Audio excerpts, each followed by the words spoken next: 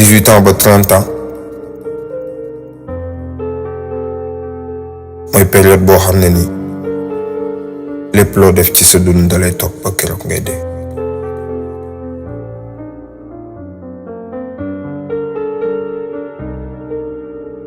ans à 30 ans,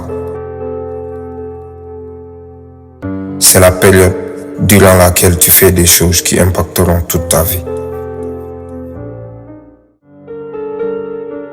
Mon ami, jàppal lii bu baax a baax. Prono du sexe dëgg, xbet du investissement, courage dëgg mënoo ko am ci sàngara.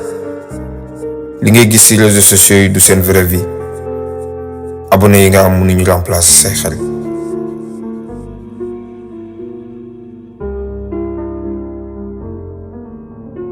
Retiens bien ça. Le porno n'est pas du vrai sexe. Le loto n'est pas un vrai investissement. L'alcool ne donne pas du courage. Les réseaux sociaux ne reflètent pas la vraie vie. Les fléaux ne remplacent pas les vrais amis.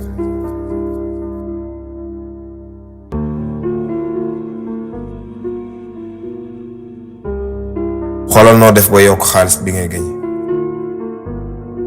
moo ëpp importance xëy chaque jour di jéem a wàññi say dépenses. fexe la yokk xam-xam bi nekk sa bopp bi moo gën ngay jéem a wàññi say rêve.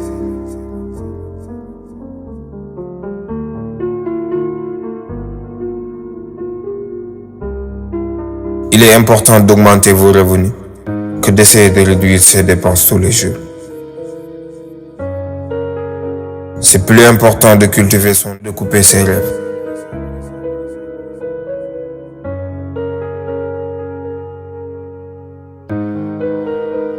su dee bëgg nga dawal Bugatti un jour, arrêtez di laaj conseil ñiy dawal vélo.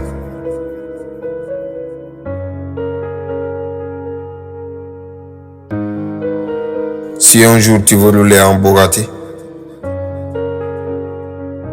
demandez des conseils à des gars qui roulent en vélo.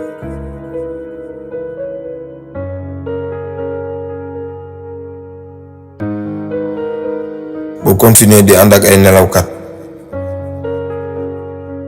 di nga mujjee gëmmentu. ñi ngay àndal dafa am solo lool ci sa yoon.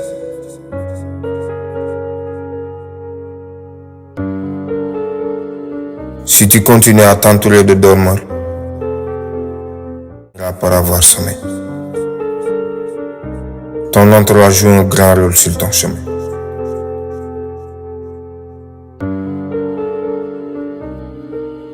Bëgg nga am liberté. Utiliser sa temps pour am xaalis. Après nga utiliser xaalis boobu pour jënd ay actifs. Après nga utiliser actifs yooyu pour gagner du temps. soo paree nga jël sa temps def si lu la neex.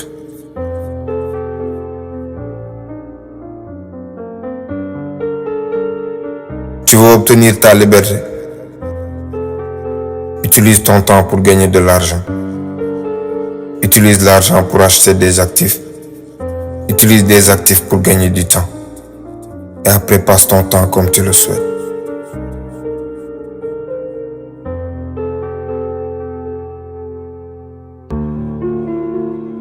Drake nee na nit ñi mën nañ la yéene jaamu ju bari ak réussite bu bari bari, mais boo ko xasee ba am rek ñu bañ la. moo tax wax nit ñi ci li ngay dox musul nekk solution.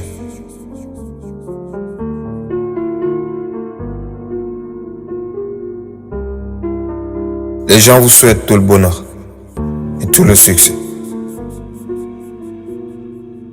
Puis vous détestent quand vous les obtenez. C'est pourquoi ça n'a jamais été une solution de parler à tout le monde ce que tu fais.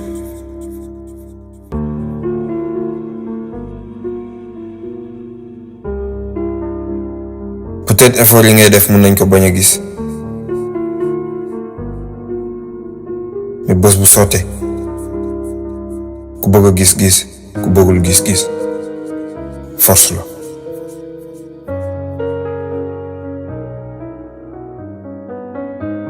Votre travail peut passer inaperçu. Mais une fois que ça paye, celui qui veut voir verra. Celui qui ne veut pas voir verra.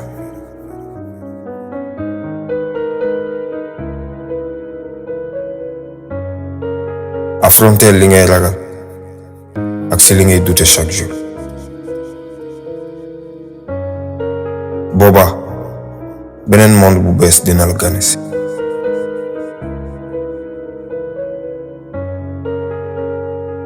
Affrontez vos peurs et vos doutes tous les jours. Et de nouveaux mondes s'ouvriront à vous.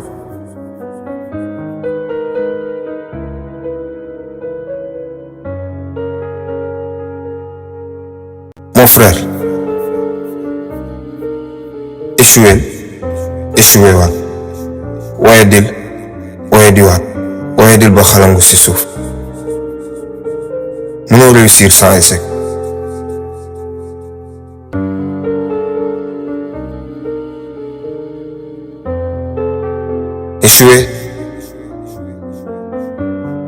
Échouer encore, échouer plus fort. Tu ne peux pas réussir sans échec. Alors homie, abonnez ci chaîne bi bu fekkee abonné go, aimé vidéo bi, bàyyi benn commentaire ci suuf. Bul fàtte aussi seetaan benn publicité ci publicité yi la YouTube di wan. Bu loolu yëpp jàllee nag ngeen di partager vidéo yi parce que partage bi mooy yaatal kër gi.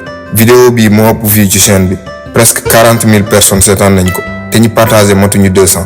Partage jafewul sama gaay, laajul télécharger laajul dara. Lien bi ngay copier nii dugg WhatsApp envoyé ko ñaari nit. Jaa ngeen jëf, je compte sur vous.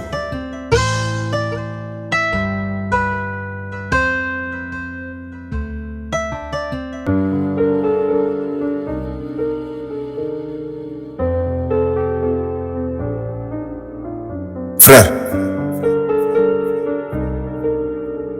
boo jugee fii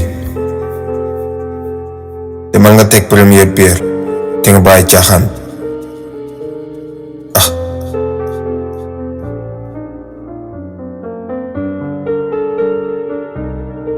Après cela, va faire le premier pas. Arrête de traîner.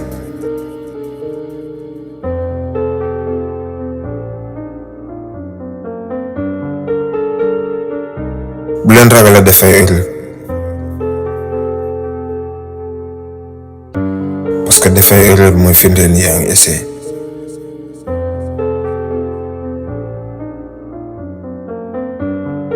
N'ayez pas peur de faire des erreurs. Les erreurs sont la preuve que vous essayez.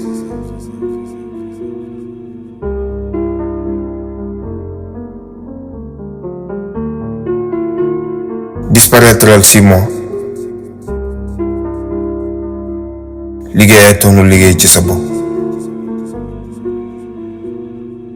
Boobaa 99% ci say problèmes yëpp dinañ disparaître ñun tamit.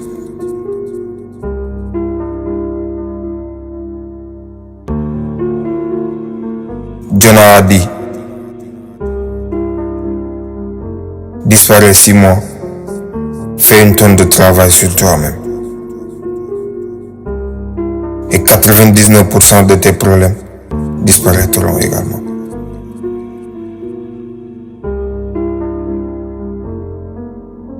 Frère, àdduna benn nit moo fi nekk boo war a raw mooy nit ki nga doonoon démb. Sa yoon nekkul si ki nga raw mu ngi dawal oto.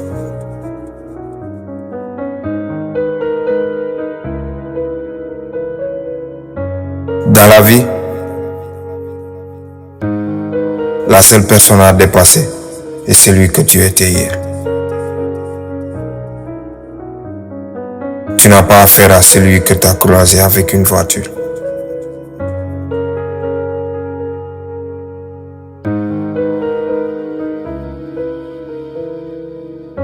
La plupart si nit ñi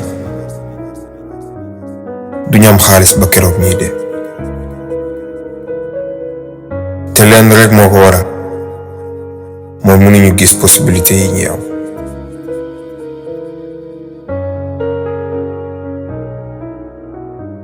La plupart des gens ne s'enrichissent jamais, simplement parce qu'ils n'ont pas capable de reconnaître les possibilités qui s'offrent à eux.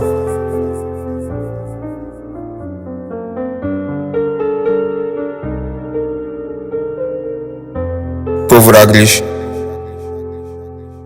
ni la ñuy xalaate. Les riches dañuy investir seen xaalis ba pare dépenser li ci des.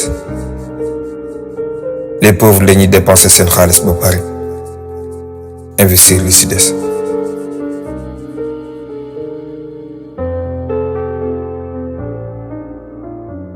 La philosophie des riches et des pauvres est la suivante. Les riches investissent leur argent et dépensent ce qui reste. Les pauvres dépensent leur argent et investissent ce qui reste.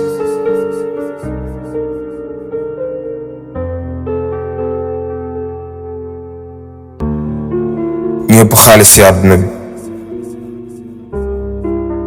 ay kuréel la ñuy defar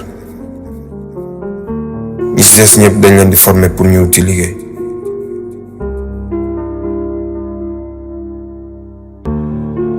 Les gens les plus riches du monde construisent des réseaux. Tous les autres sont formés pour chercher du travail.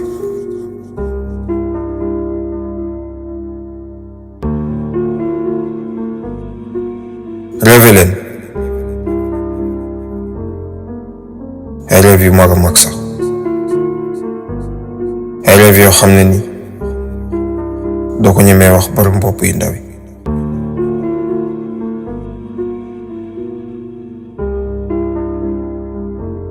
Rêver.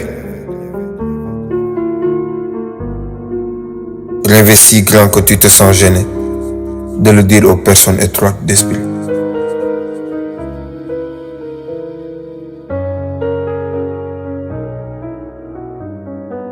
soo bëggee nekk riche utal ay xarit yu am même mental bi nga am. lu ko mooy rek bul jéem a changer sa mental pour mel ni ñoom. àdduna bi gàtt na gàtt boo xam ne ni waroo am jotu nekk ak ay nit yu la dul dimbali pour nga avancer.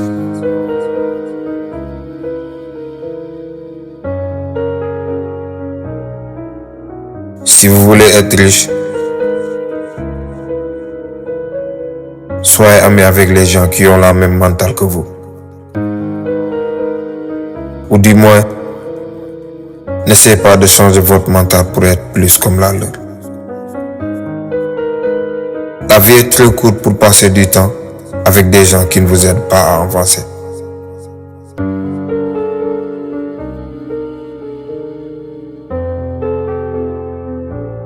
soo parewul pour def ci temps bi ci war jamais doo mës a doon le meilleur. bu l'espérer.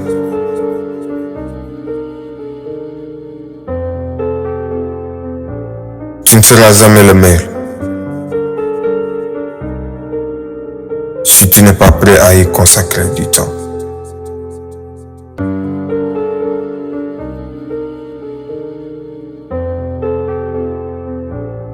Problème amee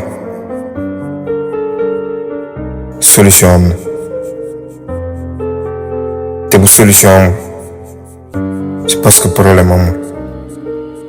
abonneel ci chaîne bi aimé vidéo bi bàyyi benn commentaire ci suuf. S'il y a un problème, il y a une solution. S'il n'y a pas de solution, c'est qu'il n'y a pas de problème.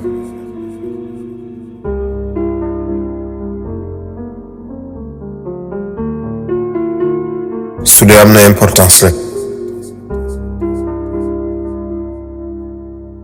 di nga ko def même su la leeree ni mën nga see bañ a génn.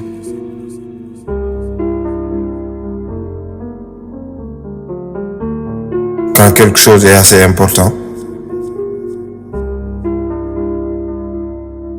vous le faites, même si les chances ne sont pas à votre faveur.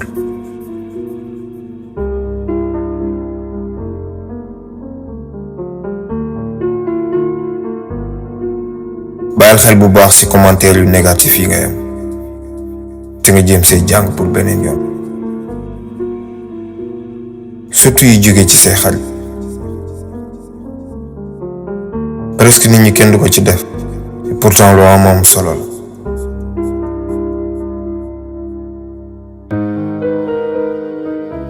Faites vraiment attention aux commentaires négatifs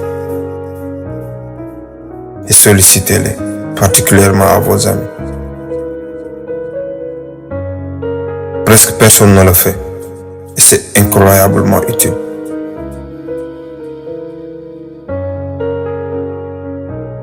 am na solo torop nga bëgg sa liggéey, bëgg nit yi ngay liggéeyal.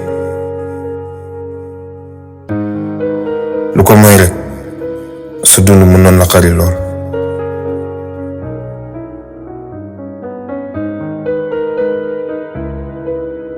Il est important d'aimer son travail et d'aimer les gens avec qui vous travaillez. Sinon, ta vie peut devenir misérable.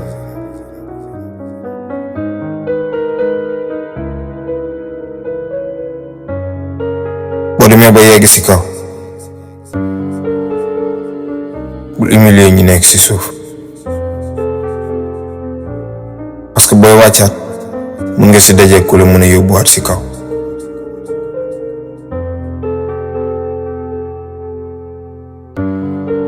Quand vous êtes au sommet, n'humiliez jamais ceux qui sont en-dessous. En redescendant, tu trouveras peut-être celui qui te remontera.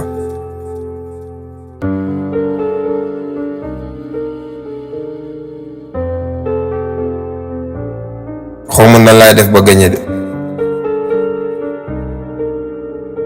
aussi xawma sax ban façon laay gagner, mais li ma leer ba leer mooy du ma perte.